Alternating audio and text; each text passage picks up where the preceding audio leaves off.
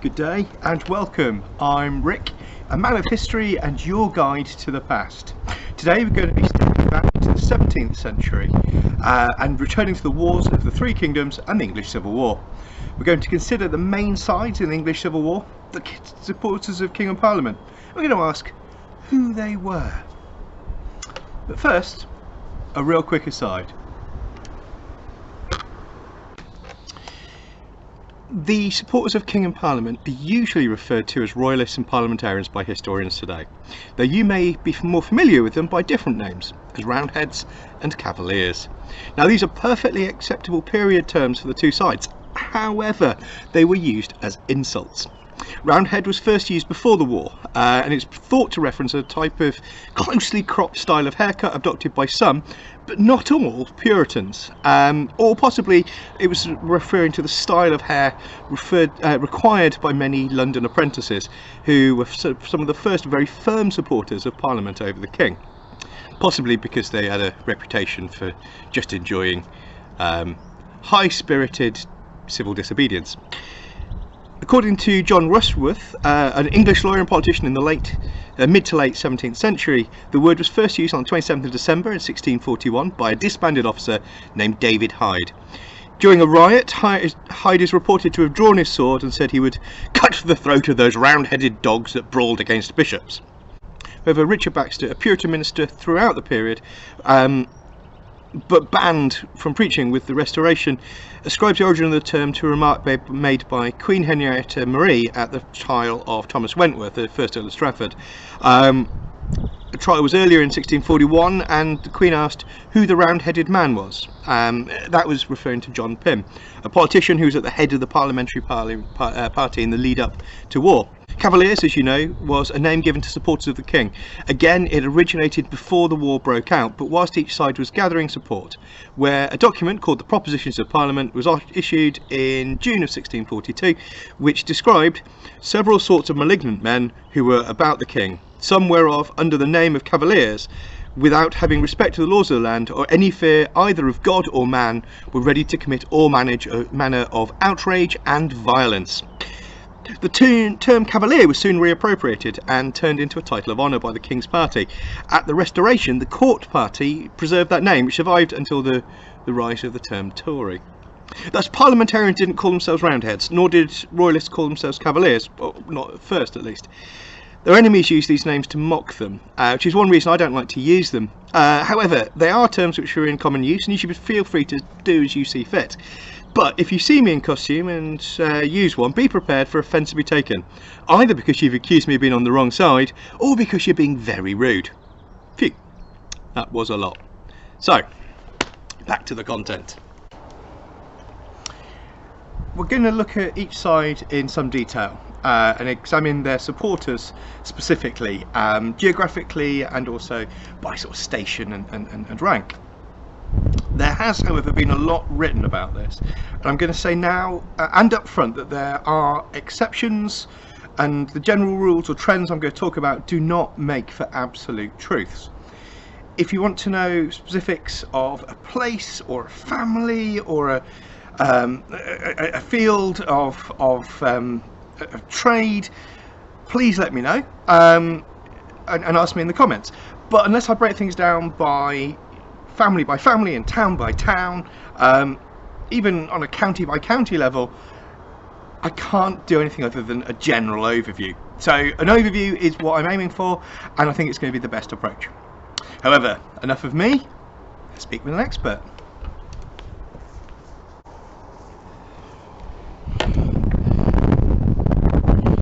The Civil War divided the country. However, for many people it was not the appeal of either the King's cause or of Parliament's that drew them to their side. Instead, it depended on geography, which side their village, and most people lived in the countryside, or their landlord supported. However, it is worth noting that at the beginning of the war there was a strong tendency towards neutralism, to avoiding picking a side, and throughout the war there was a tendency towards localism, protecting your own home over supporting your chosen cause. All of which meant that friend fought friend or neighbour or brother or cousin. And it also meant that everybody, man, woman or child, rich and poor, were involved, because the fighting took place not on distant battlefields but in the countryside and in towns and in homes. Parliament's centre of gravity, its centre of support, was in London, and it radiated from there to cover most of the southeast. The King's support was mostly in the north, the southwest, Devon, Cornwall and Somerset, and in Wales. However, outside of East Anglia there were patches of support for both sides. Everywhere you could find them. Few places were entirely free of conflict. The land in the middle was a patchwork of support for one side or the other, with thousands of soldiers dispensed through hundreds of garrisons. Nottinghamshire is a good example of this. The two biggest towns in the country became centres of support for the King in Newark-upon-Trent and Parliament in Nottingham itself. Each controlled a vital crossing of the River Trent, and Newark had access to the Great North Road, which you might know better as the M1. The rest of the country was under the control, or the rest of the county was under the control of whoever had an army in the area. So it varied from one side to the other, and it switched many times throughout the war. People would tell you that rich and titled men, nobility and gentlemen, and Catholics supported the King, with concentrations around their estates and country villages. Conversely, merchants and businessmen, and particularly Puritans, supported the Parliament's cause, with support concentrated in towns rather than the countryside. However, these stereotypes are not entirely satisfactory. Parliament was comprised of two houses, remember, the Lords and the Commons, of which the Lord was paramount.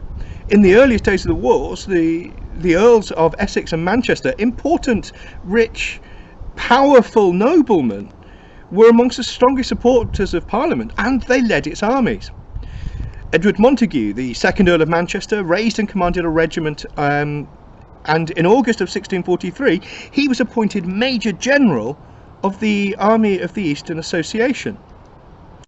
Robert Devereux, the third Earl of Essex, became the first Captain General and Chief Commander of the Parliamentary Army in 1642, and he remained in that role until the self-denying and new model ordinances required members of the Houses of Parliament, who were also officers, to resign one or other post. Similarly, whilst most of the lords and many of the gentry did favour the King, many of the middling sorts, who owed theoretically no personal debt of loyalty, were secure in their loyalty to the King and to his cause. In Nottingham, returning to the land of the Trent, there were members of the corporation, a sort of a combination of medieval guild of artisans and merchants and town council. There were members of this body, aldermen who worked for, fought for, or willingly donated goods and money to the King's cause. So really, for most ordinary men, it was factors other than those of class or rank which determined eventual choice of sides. Geography and a very real urge to survive a bloody and terrible war were much more of a determining factor than class or rank or wealth, or even an abstract idea of loyalty to a cause, to most people at least.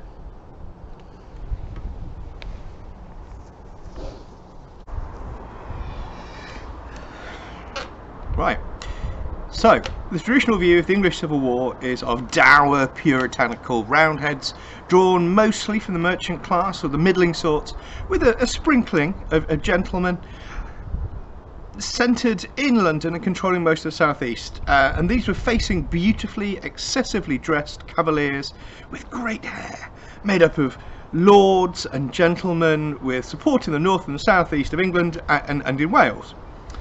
But this simply isn't the case. It's not that straightforward. The country was divided broadly on geographical lines, but the patches of support for the other side existed within most of those areas except for East Anglia.